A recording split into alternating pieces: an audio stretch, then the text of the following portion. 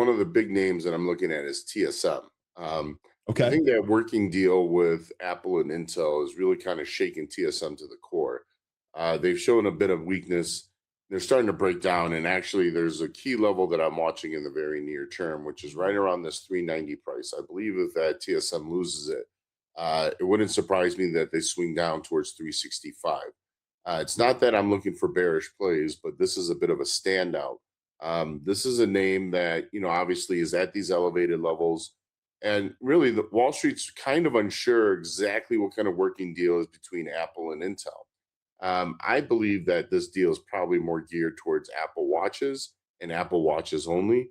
But the concern is that this deal ends up expanding to other parts of Apple's ecosphere, ones that essentially could start kind of chipping in to the working deal that TSM has with Apple. And so this is kind of where initially I was watching this 400 price, that psychological level. Sure. It looks like they're losing it this morning. So if they do, and they work towards 389, that's kind of where I'm starting to say, hey, like this is either going to have to hold here and start ripping it back up to that 420 level, or this is going to start breaking down and working towards 363. So I guess it's kind of a balance of how the market's going to react here this week in relationship to the news, and as well with the inflation reports that's due out.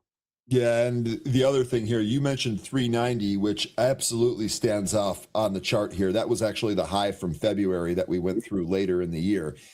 We also have that 20-day moving average, which has been very indicative of trend in a lot of the tech names here. That's at 392 and a quarter. So that 390 to 392 should be a fairly significant level here for TSM.